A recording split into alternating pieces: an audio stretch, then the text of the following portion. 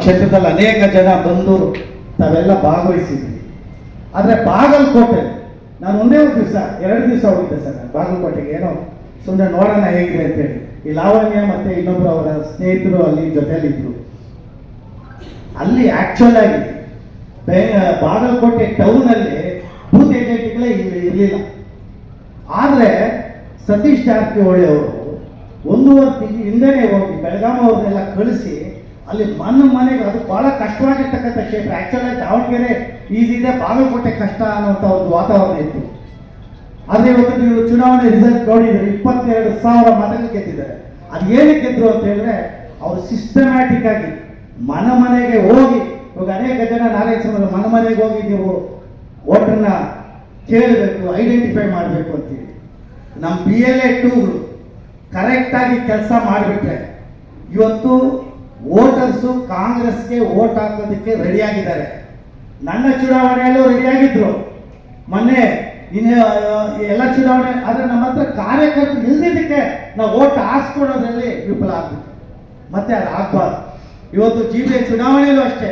ಇವತ್ತು ಕಾಂಗ್ರೆಸ್ ಪಕ್ಷ ಈ ಕ್ಷೇತ್ರದಲ್ಲಿ ಹೆಚ್ಚಿನ ಸೀಟುಗಳನ್ನ ಗೆಲ್ತದೆ ಅನ್ನೋಂಥ ವಿಶ್ವಾಸ ನಮಗಿದೆ. 100% ಗೆಲ್ತದೆ. ಇವತ್ತು ನೀವು ವಾರ್ಡ್ ಅಧ್ಯಕ್ಷರು, ಈಗ ಹೊಸ ವಾರ್ಡ್ಗಳನ್ನ ಮಾಡ್ತಾ ಇದ್ದೀವಿ.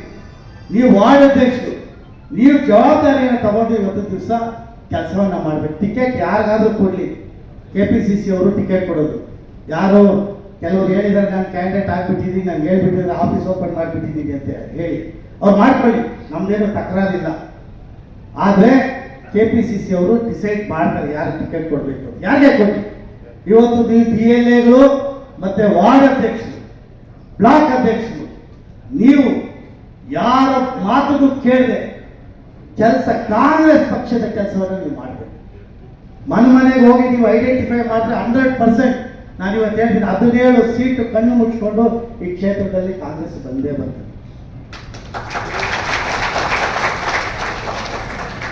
ಇವತ್ತು ಹೆಚ್ಚಿನ ಜವಾಬ್ದಾರಿ ವಾರ್ಡ್ ಅಧ್ಯಕ್ಷರ ಮೇಲಿದೆ, ಬ್ಲಾಕ್ ಅಧ್ಯಕ್ಷರ ಮೇಲಿದೆ.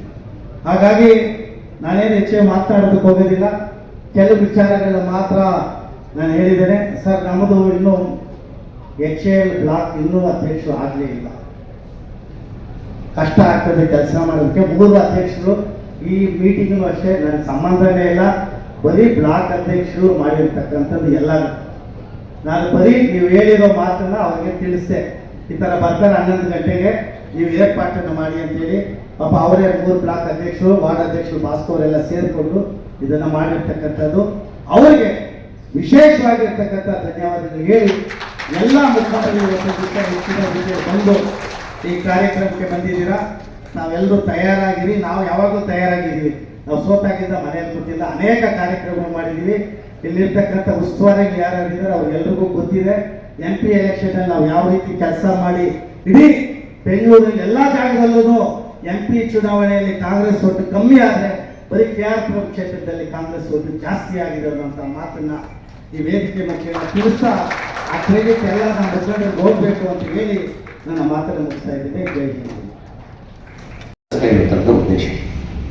ಬಟ್ ಏನು ಮಾಡೋಕ್ಕಾಗಲ್ಲ, ಭಾಷಣ ಮಾಡಲಿಲ್ಲ ಅಂದರೆ ಬಂದವ್ರಿಗೂ ಕೂಡ ಬೇಜಾರಾಗುತ್ತೆ, ಭಾಷಣ ಮಾಡಿಕೊಡ್ಲಿಲ್ವಲ್ಲ ಅಂತ. ಆ ಕಾರಣಕ್ಕೆ ನಾವೆಲ್ಲರನ್ನೂ ಮಾತಾಡಿಸ್ಬೇಕು. ಈ ಸಿಸ್ಟಮ್ ಹೋಗ್ಬೇಕು. ನಾವು ಭಾಷಣ ಮಾಡೋರಿಗೆ ನಾನು ಒಬ್ಬೊಬ್ಬರೇ, ನನ್ನ ಭಾಷಣ. ಬಟ್ ನಿಮ್ಗೆ ಎಷ್ಟು ಜನದ ಭಾಷಣ ಕೇಳಬೇಕು? 10-12 ಜನದ ಭಾಷಣ ಕೇಳಬೇಕು. ಹೊಸ ಭಾಷಣ ಏನಿರಲ್ಲ. ಲಾಸ್ಟ್ ಅವಾಗ ಏನು ಹೇಳಿದ್ರು ಅದನ್ನೇ ಸ್ವಲ್ಪ ಉಲ್ಟಾ ಪಲ್ಟಾ ಮಾಡಿ ಅದನ್ನೇ ಮಾತಾಡ್ತಾರೆ. ನೀವು ಅದು ಎಷ್ಟು ಕೇಳಿ ಕೇಳಿ ಕೇಳಿ ಕೇಳಿ ಕೇಳಿ ಆಯ್ತಾಯ ಮುಂದಕ್ಕೆ ಹೋಗು ಗೊತ್ತಲ್ಲ ನಮಗೂ. ಕರೆಕ್ಟ್ ತಾನೆ? ಬೇಜಾರಾಗೋಗ್ಬಿಟ್ಟಿದೆ. ಕರೆಯೋದು, ಭಾಷಣ ಮಾಡೋದು, ಕಳಿಸೋದು, ಭಾಷಣ ಮಾಡೋದು, ಕಳಿಸೋದು.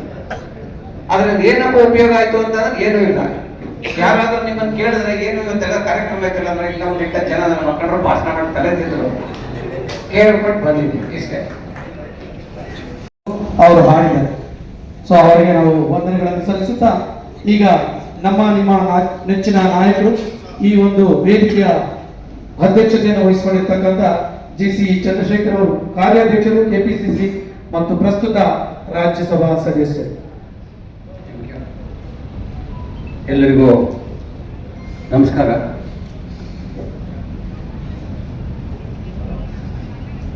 ಇದೇನಾ? ಓಕೆ. ಎಲ್ಲರಿಗೂ ನಮಸ್ಕಾರ. ಇವತ್ತು ಭಾಷಣ ಮಾಡಿಸ್ಬಾರ್ದು ಯಾರ ಮೇಲೂ ಅಂತ ಇದ್ದಿದ್ದೀವಿ.